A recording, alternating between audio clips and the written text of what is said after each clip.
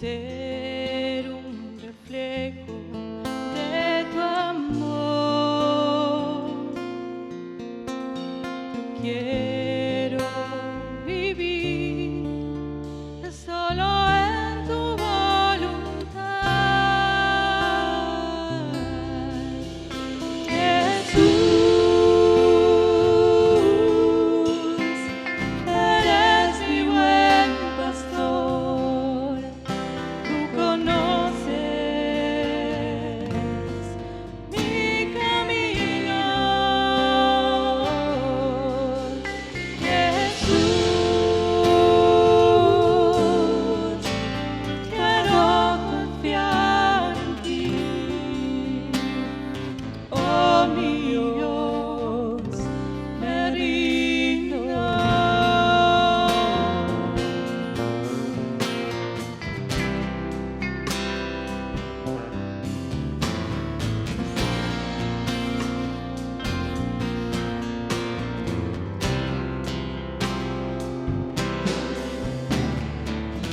Cerca de ti yo quiero estar para escuchar tu voz y aprender de ti. Quiero ser un reflejo de tu amor. Yo quiero vivir siempre en tu voluntad, Jesús. Eres mi buen pastor, tú conoces mi camino, Jesús. Puedo confiar en ti, oh mi Dios, me rindo, Jesús.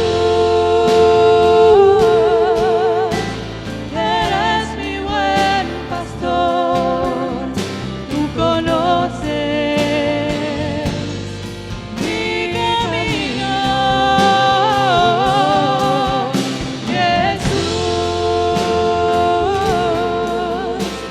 Puedo confiar en ti, oh mi Dios, me rindo,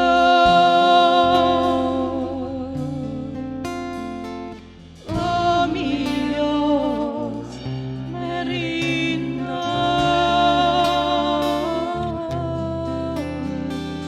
oh mi Dios, me rindo.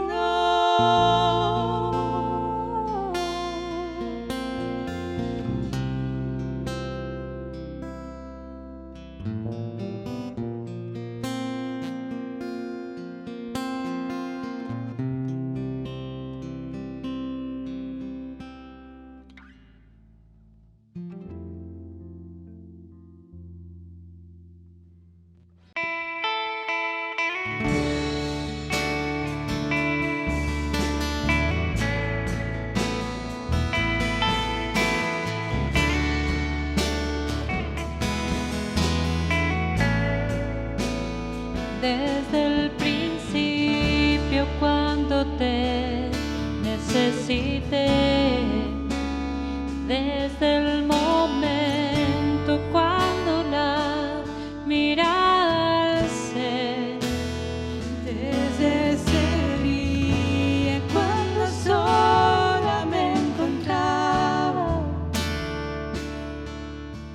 cuando tu mirada en mí se fue a poner, supe que me amabas, lo entendí, supe que buscabas más de mí,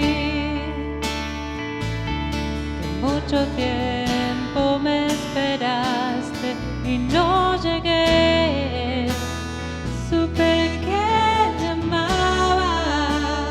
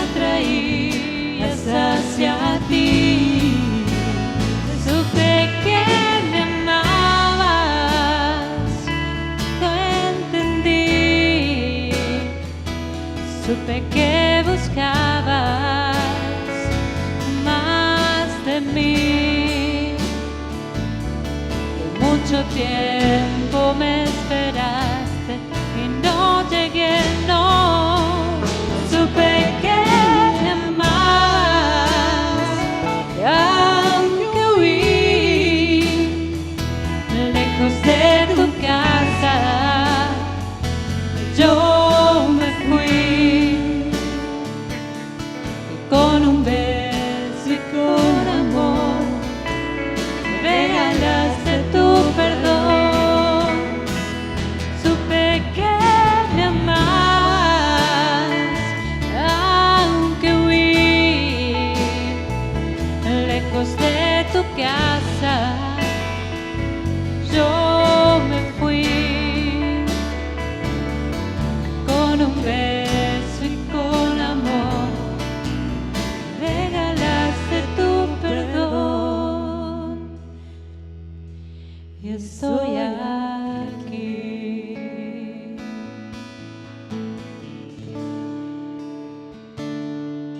Estoy aquí.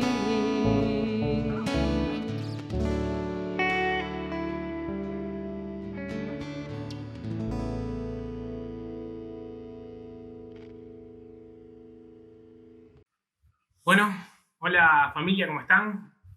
Es un placer estar sirviendo al Señor de esta manera. Quiero invitarles a buscar en sus Biblias, Primera Pedro. Vamos a estar leyendo esta carta, en capítulo 1, versículos 1 en adelante. Y como es necesario hacer, vamos a ponernos un poquito en contexto respecto a esto, a quién la escribe, en qué momento, a causa de qué motivo se escribe esta carta. Pedro decide escribir esta carta, obviamente inspirado por el Espíritu Santo. Es Pedro quien la escribe. Verso 1, él hace la salutación inicial diciendo que es él quien la escribe. Está dirigida a los expatriados de la dispersión en el Ponto, Galacia, Capadocia, Asia y Bitinia. Son las zonas, la zona del norte de Israel. Más o menos en el año 64-65 después de Cristo, en donde la persecución contra los cristianos estaba en pleno auge, en pleno apogeo, mejor dicho. Nerón, el emperador de turno, había intensificado estas persecuciones. Entonces los cristianos que se habían convertido al cristianismo, valga la redundancia, en Jerusalén y en la zona de Israel, por la persecución se esparcen, y Pedro le escribe esta carta a los que están en el norte. Si bien está dirigida a estas personas, es una carta que se considera abierta. No era puntualmente para una iglesia en particular, sino que debía correrse la voz de esto. Y bueno, en el año más o menos 64-65 después de Cristo, alrededor de 2 años antes de que Pedro sea asesinado también como mártir, cuenta la historia que primero crucifican a la mujer de Pedro y él le dice a ella: recuerda al Señor. Recuerda al Señor son las palabras que registra la historia que él le decía a su mujer al momento de ser crucificada. Y luego de eso es él quien es crucificado y ruega pidiendo de que lo pongan cabeza abajo porque no era digno de ser crucificado igual que su maestro.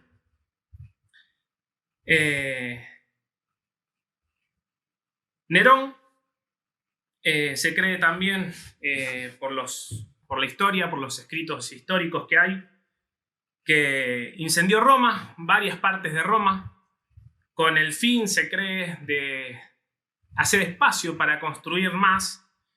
Y además de esta persecución que los cristianos ya estaban teniendo en mano de los romanos, se incrementa esto porque Nerón le echa la culpa a los cristianos de que eran los que estaban amotinando la ciudad. Así que los cristianos a los que Pedro le está escribiendo esta carta estaban pasando por una situación más que complicada. Estaban siendo perseguidos, estaban siendo tratados injustamente por ser cristianos. Estaban pasando verdaderamente mal por el simple hecho de ser cristianos. Ni hablar de que habían perdido ya todos los beneficios de la ciudadanía romana. Habían perdido absolutamente todo por el simple hecho de ser cristianos. Entonces Pedro escribe esta carta, una carta completamente esperanzadora. Pero a la vez, no solamente queda ahí el mensaje de Pedro en esta carta, sino que además motiva, exhorta a esos cristianos que la estaban pasando mal, que estaban viviendo y estaban siendo acusados, perseguidos de manera injusta, a que debían vivir vidas santas. Dice así, 1 Pedro, vuelvo a repetir, capítulo 1, verso 1 en adelante. Pedro, apóstol de Jesucristo, a los expatriados de la dispersión en el Ponto, Galacia, Capadocia, Asia y Bitinia, elegidos según la presciencia de Dios, en santificación del Espíritu, para obedecer y ser rociados con la sangre de Jesucristo, gracia y paz os sean multiplicadas. Y teniendo presente esta condición que estaba teniendo la iglesia, Pedro dice en el versículo 3, bendito el Dios y Padre de nuestro Señor Jesucristo. Y me llamaba la atención completamente esto porque es difícil adorar al Señor cuando se la está pasando mal, o es difícil expresar la naturaleza de Dios, es difícil vivir vidas piadosas cuando la pasamos mal. Y Pedro dice, bendito el Dios y Padre de nuestro Señor Jesucristo. Tanto Pedro como los hermanos a quienes les escribe estaban sufriendo de alguna u otra manera. Y Pedro, sin embargo, comienza haciendo un acto de adoración. Y la adoración más dulce que podemos ofrecer a nuestro Señor es aquella que se hace en medio del sufrimiento, porque esa adoración, podemos estar seguros, no es motivada por el placer, por un beneficio personal o una obligación determinada, sino que nace de un corazón que reconoce quién es Dios sin importar qué esté viviendo, qué me esté pasando. Por eso me llamaba muchísimo la atención que Pedro arranque de esta manera la carta después de saludar, adorando al Señor. Ahora, el punto es cómo hago para tener la motivación correcta, tener una reacción adecuada frente al sufrimiento o frente a las cosas que estoy viviendo que me hacen mal, que me hacen sufrir. Frente a las circunstancias todas de la vida. Y Pedro, como les contaba, le decía a su mujer, hace lo mismo acá. Recuerda al Señor. Es lo que va a hacer Pedro con esta carta, diciéndole a los hermanos, recuerden al Señor. Sigue diciendo el verso, vuelvo a leer el 3, bendito el Dios y Padre de nuestro Señor Jesucristo, que según su grande misericordia nos hizo renacer para una esperanza viva, por la resurrección de Jesucristo de los muertos, para una herencia incorruptible, incontaminada e inmarcesible, reservada en los cielos para vosotros, que sois guardados por el poder de Dios mediante la fe, para alcanzar la salvación que está preparada para ser manifestada en el tiempo postrero. Pedro habla de la esperanza, pero estaría más que necesario corregir a lo mejor el concepto de esperanza, porque lamentablemente el concepto de esperanza está tergiversado, porque esperanza no es confiar de manera ingenua en algo que puede llegar a suceder o no, solo motivado por un deseo personal. Por ejemplo, un enfermo en donde yo lo que hago es, bueno, hay que tener fe, hay que tener esperanza que se va a sanar sin tener una certeza de que eso va a suceder. La esperanza, la fe, es depositada en un hecho o promesa segura. Es confiar en el cumplimiento de una promesa. Hay una gran diferencia entre ese tipo de esperanza, la esperanza que nos revela la Biblia, que nos muestra el Señor, que nos asegura el Señor, que son cosas que van a suceder y es solo cuestión de tiempo para que eso se manifieste.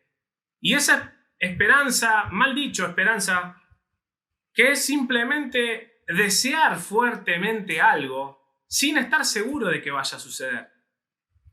Y además de esto, Pedro hace mención a una esperanza viva, porque es una esperanza que, si bien sabemos que va a suceder, es una esperanza que produce cambio continuamente en nosotros hijos de Dios. Una esperanza que produce cambios. A medida que aguardo pacientemente a nuestro Señor, voy siendo moldeado a su imagen. Reacciono o voy reaccionando o debería ir cada día reaccionando como Él lo haría. No es simplemente una carta de aliento. Pedro acá lo que está diciendo es justamente la manera de estar bien, de estar gozoso en medio de la aflicción, es poniendo la mira en el Señor, es haciendo foco en Él, es sintiéndonos llenos, completos en Él. Lo va a seguir desarrollando más adelante. Y como les decía al principio, no es simplemente una carta de aliento para superar un sufrimiento o una prueba. Si bien se habla de sufrir como por ser cristiano, esta carta, podemos entender esto para nuestra vida. Si bien Pedro nos muestra a Cristo, nos dice que pensemos en Él, debemos no solamente aferrarnos a esa promesa, a esa esperanza viva que tenemos de que vamos a estar junto con Él, de que todo esto es pasajero, de que todo esto pasa, de que somos peregrinos en esta tierra, de que no somos ciudadanos de esta tierra. Además de eso, Pedro nos llama, o mejor dicho, el Señor nos llama a vivir una vida santa, una vida piadosa. El punto no es superar una prueba, es atravesar esa prueba para ser formado a la imagen de Cristo. Fíjense lo que sigue diciendo el verso 6.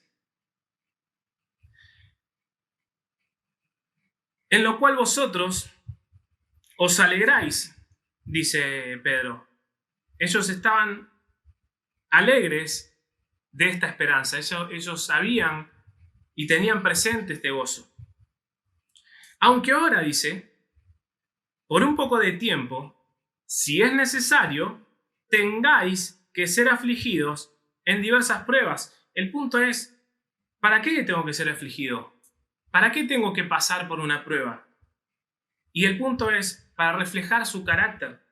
Pedro más adelante va a decir, en el capítulo 2, versos 9 en adelante, mas vosotros sois linaje escogido, real sacerdocio, nación santa, pueblo adquirido por Dios. Esa es la esperanza, esa es la promesa, eso es lo que somos en el Señor, eso es lo que el Señor nos dio en su gracia y su misericordia. Pero tiene un fin, tiene un propósito. ¿Para qué? Para que anunciéis las virtudes de aquel que os llamó de las tinieblas a su luz admirable. Vosotros, que en otro tiempo no erais pueblo, pero que ahora sois pueblo de Dios, que en otro tiempo no habíais alcanzado misericordia, pero ahora habéis alcanzado misericordia. Y sigue diciendo el 11, amados, yo os ruego como extranjeros y peregrinos. Que Pedro use esas palabras, obviamente es porque le está hablando a estas personas que habían sido expatriadas, pero tiene una connotación absolutamente espiritual también, porque somos peregrinos, somos extranjeros en esta tierra, somos embajadores acá, pero nuestra ciudadanía está en los cielos. Dice: amado, yo os ruego como extranjeros y peregrinos que os abstengáis de los deseos carnales que batallan contra el alma, manteniendo buena vuestra manera de vivir entre los gentiles. Pedro no está diciendo que el sufrimiento por el que están pasando o por la situación en la que están pasando no es demasiada. No es para tanto, muchachos. Están exagerando la situación. Están muriendo por ser cristianos. Pedro no está diciendo que ese sufrimiento sea grande, chico. Lo que está diciendo Pedro es que no importa la situación en la que estén, deben vivir manteniendo buena vuestra manera de vivir entre los gentiles. ¿Para qué? Para que en lo que murmuran de vosotros como de malhechores, las personas que están injuriándonos, que están injuriándolos a ustedes, glorifiquen a Dios en el día de la visitación, o sea, cuando venga el Señor, al considerar vuestras buenas obras. Y fíjense lo que dice el 13: por causa del Señor, someteos a toda institución humana, ya sea al rey como a superior.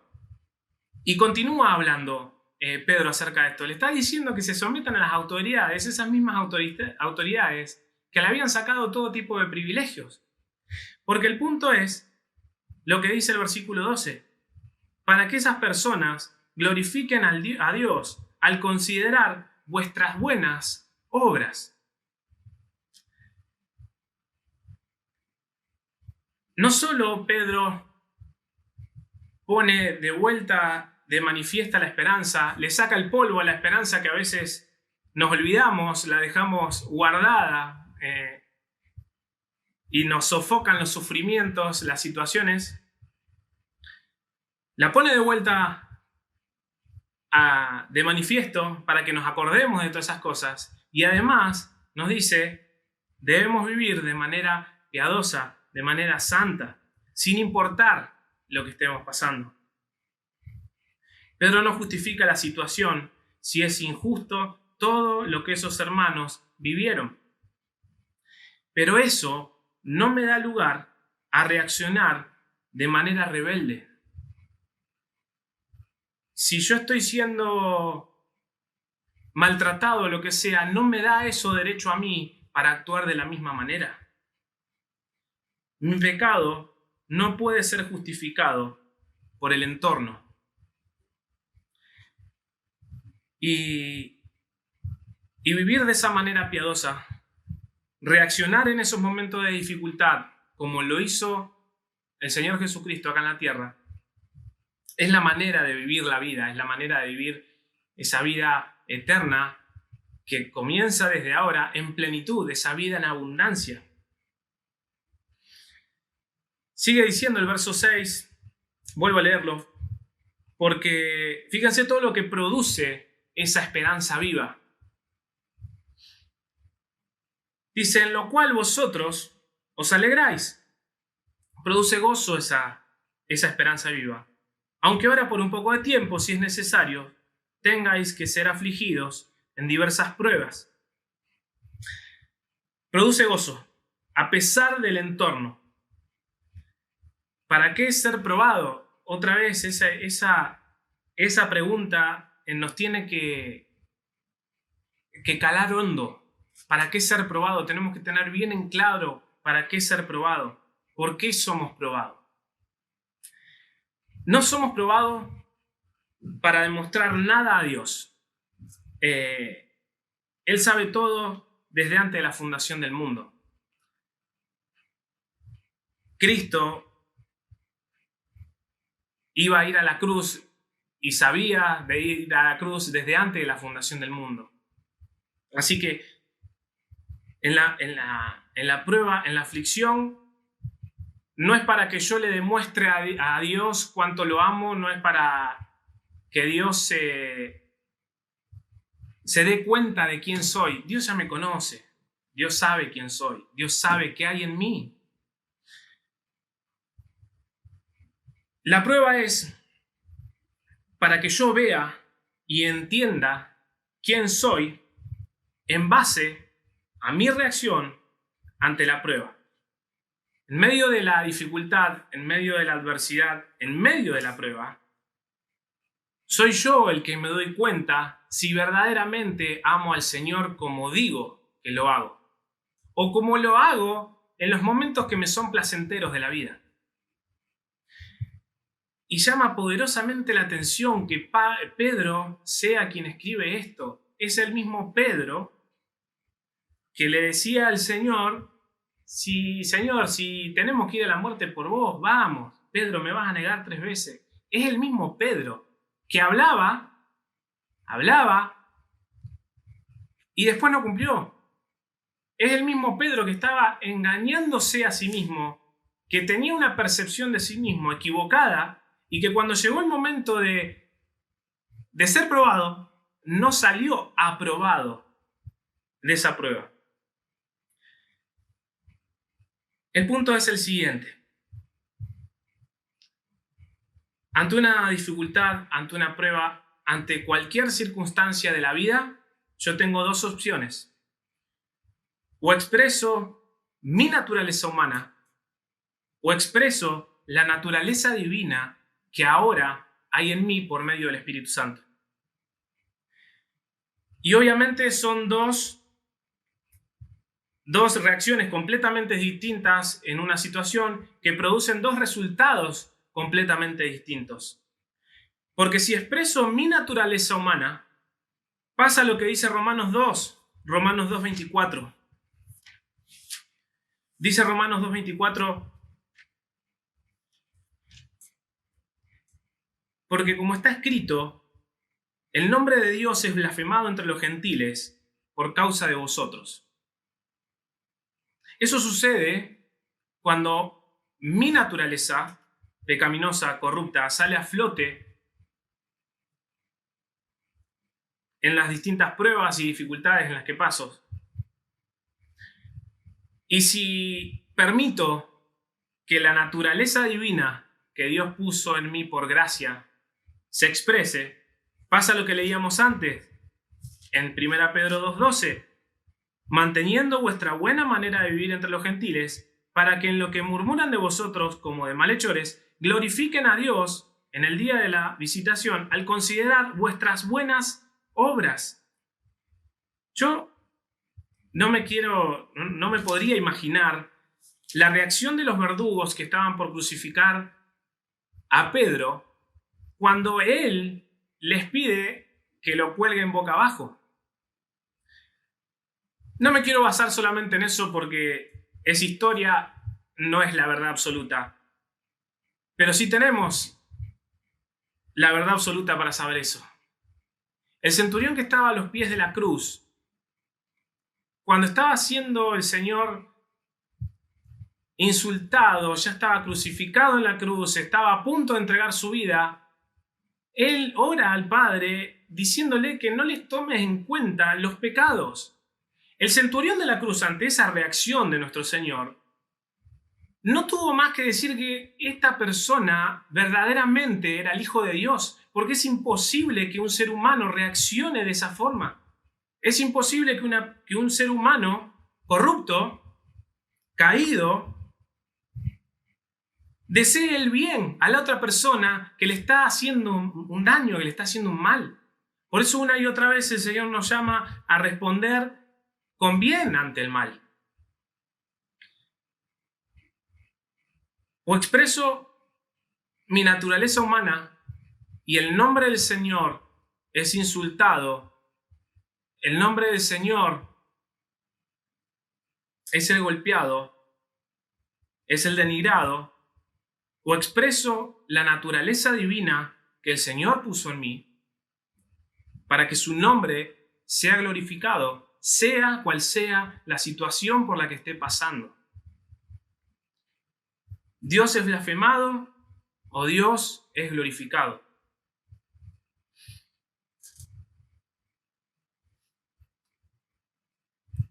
Dice, vuelvo a leer el 6, versículo 6 para retomar. En lo cual vosotros os alegráis, aunque ahora por un poco de tiempo, si es necesario, tengáis que ser afligidos en diversas pruebas, para que sometida a prueba vuestra fe, mucho más preciosa que el oro, el cual aunque perecedero se prueba con fuego, sea hallada en alabanza y gloria y honra cuando sea manifestado Jesucristo, a quien amáis sin haberle visto. Es preciosa esta expresión. ¿Amás al Señor?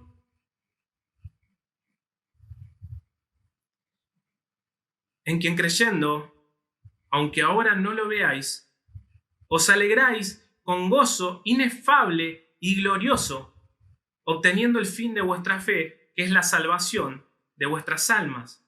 Ahora, si repasamos esto, una y otra vez vemos que la herencia, el beneficio o la recompensa que nosotros vamos a recibir no es el cielo. El cielo es solamente el envoltorio de la verdadera recompensa, que es Cristo mismo. A quien amáis sin haberle visto. ¿Amás al Señor? Y fíjense lo que dice el versículo 10. Los profetas que profetizaron de la gracia destinada a vosotros, inquirieron y diligentemente indagaron acerca de esta salvación.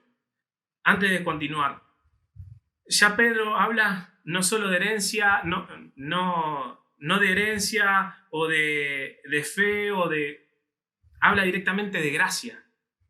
Porque esa expresión divina que nosotros podemos tener no es por mérito propio, es por gracia. Es cuando nosotros dejamos que el Señor se manifieste. Yo soy la vid y vosotros sois los pámpanos. Separados de mí, nada podéis hacer. El que produce esas reacciones bondadosas, esa vida piadosa, es el Señor en nosotros. Amor, gozo, paz, paciencia, benignidad, templanza, fidelidad. Es el fruto del Espíritu, no es mío. No soy yo, no hay jactancia alguna de las cosas buenas o de las reacciones buenas que pueda llegar a tener en una situación adversa. Sigue siendo el Señor manifestándose, Él se lleva la gloria y encima esas manifestaciones hacen que las demás personas vean que Dios es real, que Dios existe, que Dios es bueno, que Dios hace todo esto. Verso 10, capítulo 1. Los profetas que profetizaron de la gracia destinada a vosotros, inquirieron y diligentemente indagaron acerca de esta salvación, escudriñando qué persona y qué tiempo indicaba el Espíritu de Cristo que estaba en ellos, el cual anunciaba de antemano los sufrimientos de Cristo y las glorias que vendrían tras ellos. A estos se les reveló que no para sí mismos, sino para nosotros, administraban las cosas que ahora os son anunciadas por los que os han predicado el Evangelio por el Espíritu Santo enviado del cielo, cosas en las cuales anhelan mirar los ángeles. Esos profetas, todas esas personas escogidas por Dios, inspiradas por Dios, desearon poder ver, poder palpar las cosas que nosotros ahora tenemos. Cosas en las cuales anhelan mirar los ángeles. Es impresionante. Ahora, si cortamos el relato acá, nos queda esta gran verdad a la mitad. Si bien al principio hice mención de que esta carta no solamente trae esperanza, llevaba esperanza, hacía que las personas que estaban pasando por sufrimiento vean al Señor, recuerden al Señor y recuerden las promesas del Señor. sino que ahora del versículo 13 en adelante, Pedro empieza a exhortar y a demandar, me atrevo a decir, qué es lo que como cristianos debemos hacer. Por tanto, ceñid los lomos de vuestro entendimiento, sed sobrios y esperad por completo en la gracia que se os traerá cuando Jesucristo sea manifestado. Que nuestra manera de vivir sea piadosa, que actuemos con astucia, que busquemos del Señor, que no sigamos en ignorancia, que aprendamos de Él y pongamos por obra las cosas que aprendemos de Él, que podamos ser, no solamente recordar las cosas que hizo el Señor Jesús, sino ser nosotros mismos quienes actuemos de esa manera. Como hijos obedientes, no os conforméis a los deseos que antes teníais estando en vuestra ignorancia, sino, como aquel que os llamó es santo, sed también vosotros santos en toda vuestra manera de vivir, en toda vuestra manera de vivir. Ahora, cuando lo estoy pasando bien, cuando lo estoy pasando mal, cuando están siendo injustos conmigo, en toda mi manera de vivir. Pero desde algo tan grande como en este caso la persecución, hasta en la manera en la que le respondo a mi señora, hasta en la manera en la que le hablo a mis hijos, la manera en la que saludo a un vecino. Porque con esas actitudes, leíamos recién, con la forma en la que yo me mueva, cuando es compatible lo que yo digo creer con lo que hago, las personas van a glorificar a Dios. En Juan nosotros vemos que la manera en que el mundo va a creer, dice, va a ser cuando vean con el amor con que nos tratamos. Porque escrito está, sed santos, porque yo soy santo. Y justamente, no soy perfecto. Está más que claro que no alcancé, no soy digno de estar delante del Señor. Para estar en presencia de un Dios 3 veces santo, tengo que ser exactamente igual, porque su propia santidad, presencia, me consumiría por completo. Ese fue el pánico, el terror que le agarró al profeta Isaías cuando recibe el llamado para predicar, en Isaías 6. ¡Pobre de mí! Que siendo inmundo, teniendo labios inmundos, viviendo en un lugar inmundo, vieron mis ojos al Rey. Es imposible estar delante del Señor sin ser consumidos. Por eso era necesario que el Señor, su Espíritu, habite en nosotros. Por eso es necesario que toda la obra de redención del Señor, volvemos a lo mismo, no hay mérito alguno en nosotros, no hay jactancia, no nos podemos jactar de absolutamente nada. Sed santos, porque yo soy santo. Y no, vuelvo a repetir, no somos perfectos, pero acompáñenme a Mateo 5. El punto, la idea, y estas son palabras del Señor,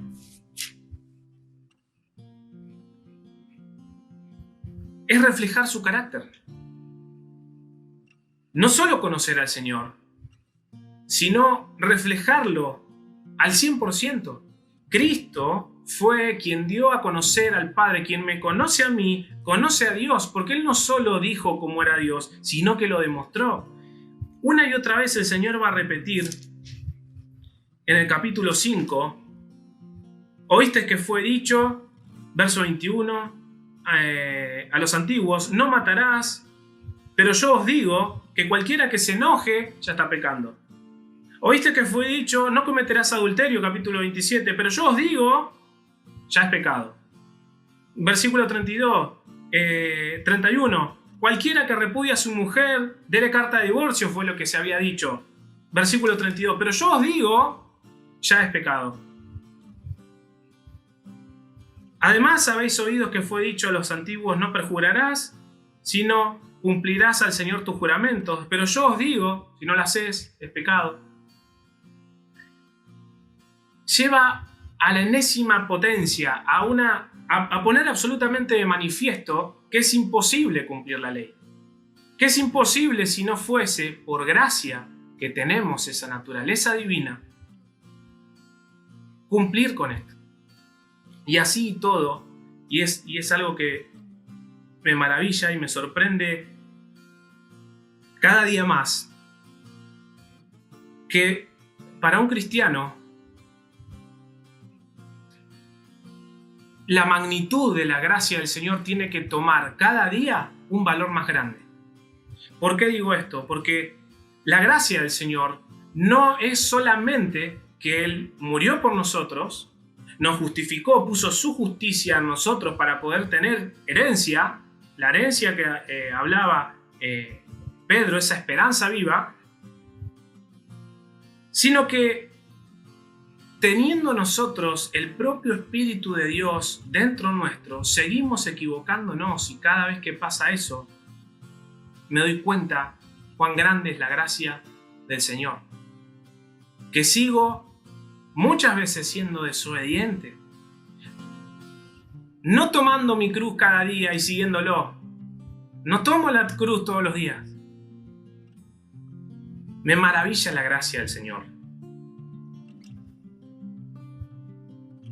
Lo que el Señor estaba diciendo acá, lo que Pedro está repitiendo en este capítulo y en toda su carta, sed santos porque yo soy santo, es expresemos la naturaleza divina que el Señor por gracia puso en nosotros para que su nombre sea glorificado. Expresen mi naturaleza divina que yo por gracia puse en ustedes. Demuestren al mundo que son mis hijos para que mi nombre sea glorificado. Ese debe ser nuestro objetivo de vida. A eso nos llama el Señor. Padre nuestro, gracias por ser tan bueno con nosotros. Gracias por habernos amado tanto, Señor. Gracias por haber hecho todas estas cosas que para nosotros eran imposibles, Señor. Ayúdanos a morir cada día. Ayúdanos a no seguir nuestros deseos y poner por encima los tuyos, Señor. Que podamos manifestarte, Señor. Que podamos expresarte. Que sin importar cuál sea la situación, podamos glorificarte, Señor. Podamos tener actos de adoración genuinos, Señor, entendiendo y teniendo siempre presente todas estas bendiciones y todas estas cosas que escapan nuestro entendimiento, Señor, que pusiste y nos regalaste, Señor, por misericordia, por gracia, porque eres un Dios bueno. Señor, que podamos actuar como nuestro Señor Jesucristo en la cruz, que podamos devolver bien cuando nos tratan mal, que podamos cantar himnos si estamos presos como Pablo, que tu nombre sea glorificado, que tu nombre sea exaltado. Te adoramos, Señor, en el nombre de Jesús. Amén.